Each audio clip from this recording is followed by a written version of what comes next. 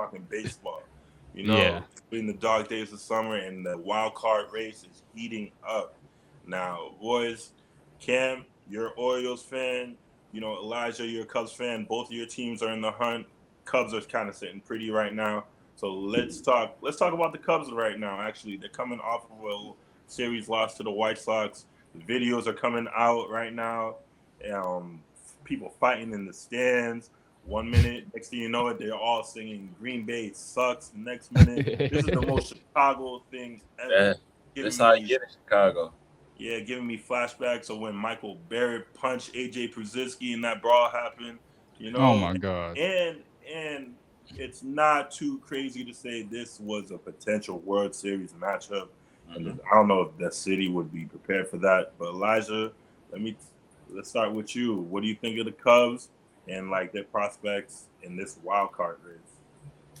I think we look good right now. We lost that series, but that's that's one of the like I want to say best rivalries, and like you said, it could be a potential World Series matchup. But the way PCA playing, our defense, was that App, Suzuki, like we got a lot of young prospects that's showing up right now, and like going into the that wild card like race, we might not make it. We might not even end up in a wild card. We might end up taking our division, but we getting hot at the right time. So yeah, we definitely look good.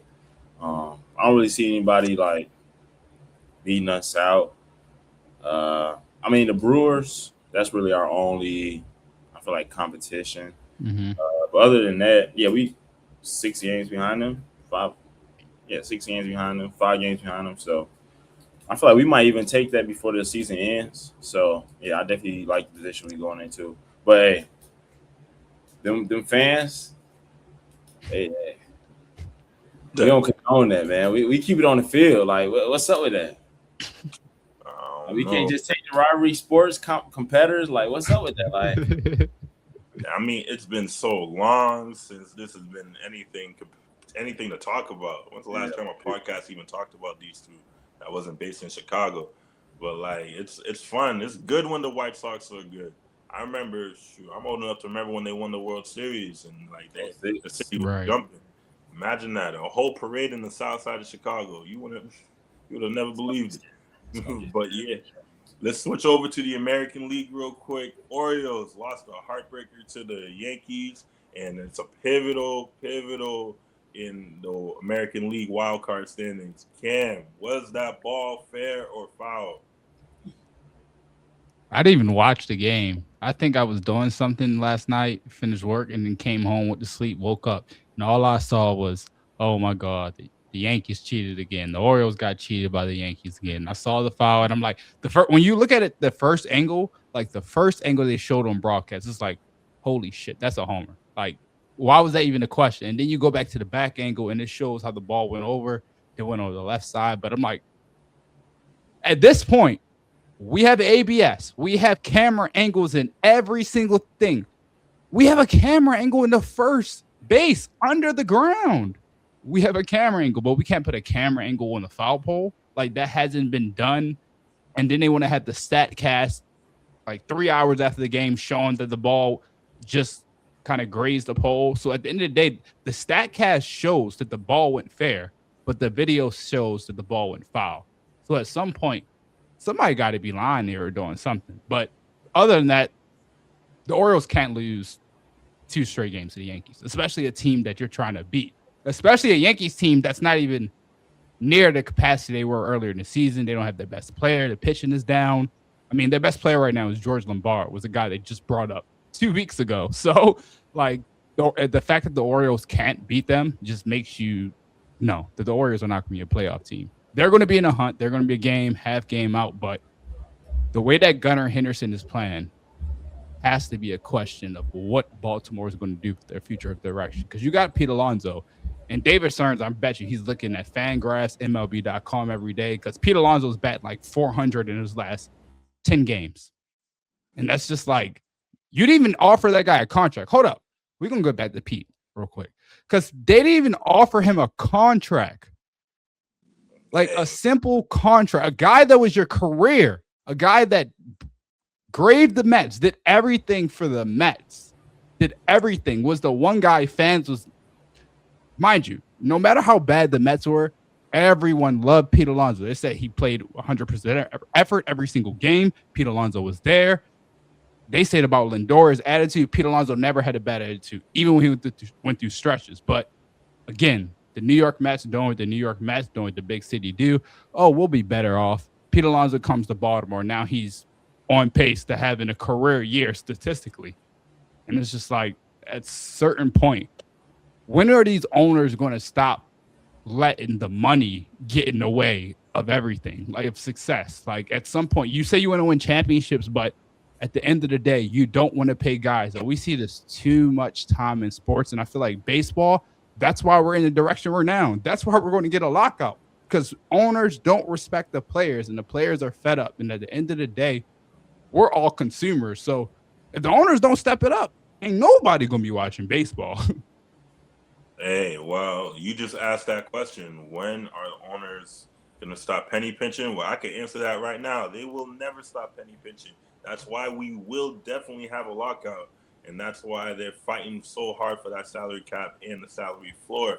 But before we talk about the Mets, which I really don't want to do, but before we do that, I just want to say the Orioles 1.5 games away from Minnesota for that final wild card spot. Right now, we got the Yankees and the Red Sox securing that 1 and 2 spot, and I would say that those 2 spots are safe. I don't know how y'all feel about it, but isn't there like 6 other teams though tied for that last spot? It's the Orioles, Orioles, the Guardians, the Rangers, the Blue Jays are all within a game and a half, and the Detroit Tigers. I'm not gonna lie, I like the Rangers. Did they get in there? I think they could do another run how they did. Okay. So you got the Rangers getting that 3rd wild card spot. I got the Rangers. I feel like it's gonna come down to the Rangers and Guardians. I feel like the Orioles are gonna crash and burn at some point. They just don't have. They just only have one player that's going for them. Like it's Pete Alonso, and that's it. All right, and Elijah, assuming that the Yankees and Red Sox secure those first 2 wild card spots, which team do you think will get that final American League wild card spot? I like Cleveland. I like the way Cleveland play ball, closer to the postseason. So I'll take Cleveland. All right. Cleveland had a good little matchup. They made the playoffs last year, and they had that good little matchup with Detroit. That was really cool. Really had the Midwest on float. All right, so let's do it for the National League too. So Cubs right now are up 6 games, and then you got the hated Philadelphia Phillies, and then the Padres locked up in that 3rd spot right now. We got the Diamondbacks 1 game back, St. Louis Cardinals 2.5 games back as of the time we're recording, and then the Miami Marlins 4 games back, and Pittsburgh, I'll give Pittsburgh the last chance with 5.5 games back. All right, Elijah, we'll start with you. Who do you think is going to get that 3rd spot in the National League? I'm gonna go another Midwest team. I got St. Louis, Arizona. I don't think they're going to be consistent this last little stretch of the season, so I'll take St. Louis. Whoa, okay, we got a Cubs fan picking St. Louis. I like the matchup. It's always good ball when we play them. If we end up having to play them, it gets a little scary. But I'm taking the Cubs. PCA, shout out PCA MVP, man. All right, and Cam, who do you got out of those teams getting that 3rd wild card? You know I'm gonna go with the Padres. I like Tatis. I like the way he's been playing. Just robbed the homer the other day. Next inning, hit a homer. I think Fernando Tatis is back. We probably haven't seen this since like 2022, 2023.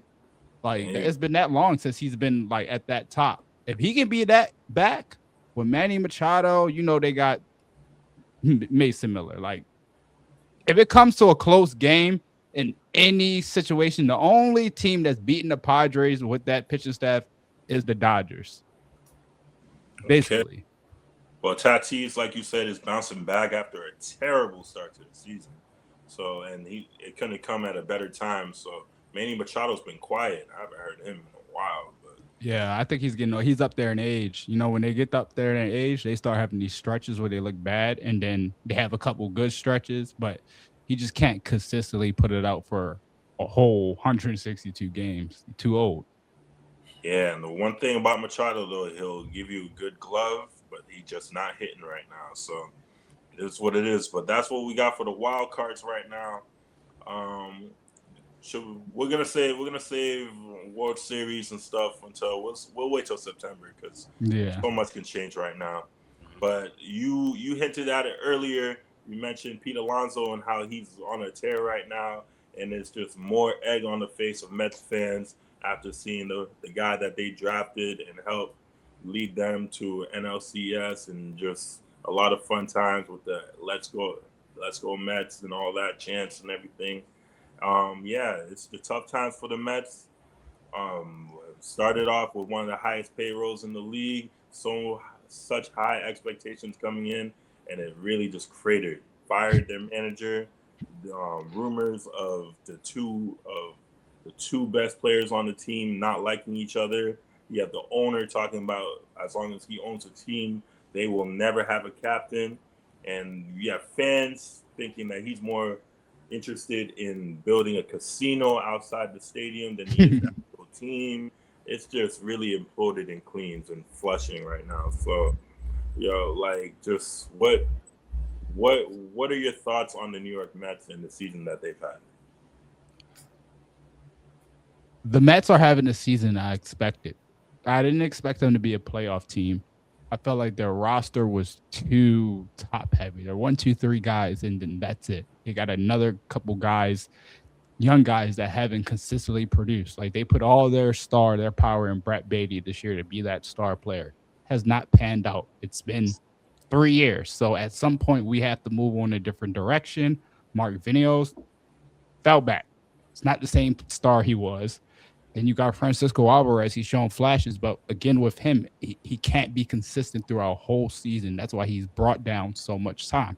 Then you go into pitching staff, and it's just like it's too many moving pieces. Everybody's injured. Everybody's coming up. You got guys in the AAA that should have already been in MLB, and you're not developing them right. So I feel like the Mets came into this year like, all right, let's get our farm system back. Let's develop these guys, develop these right way. We're going to lose.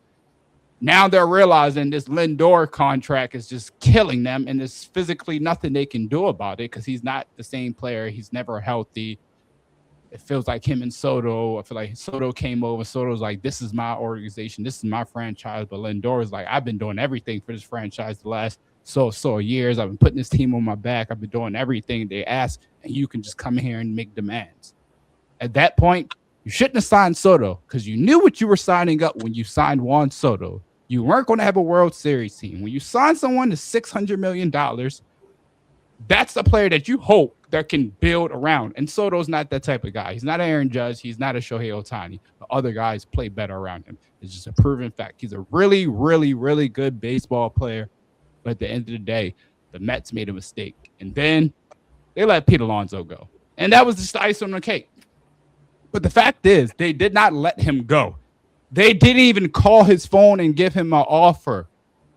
Like, that's disrespectful. Like, you do that to Pete Alonso, and Pete Alonso took that with a grain of salt. And this year, you can look at his numbers. We don't even have to say anything about his numbers because looking better than his first season with the Mets, looking better than his last season with the Mets. So it's like he's in a better situation mentally and career-wise, and he's leading a team whose superstar hasn't even been a star this year. Pete Alonso's been the Orioles offense. Garner Henderson's been qualified one of the worst hitters in baseball, and that's ridiculous to say that a guy who just won Rookie of the Year a couple years ago.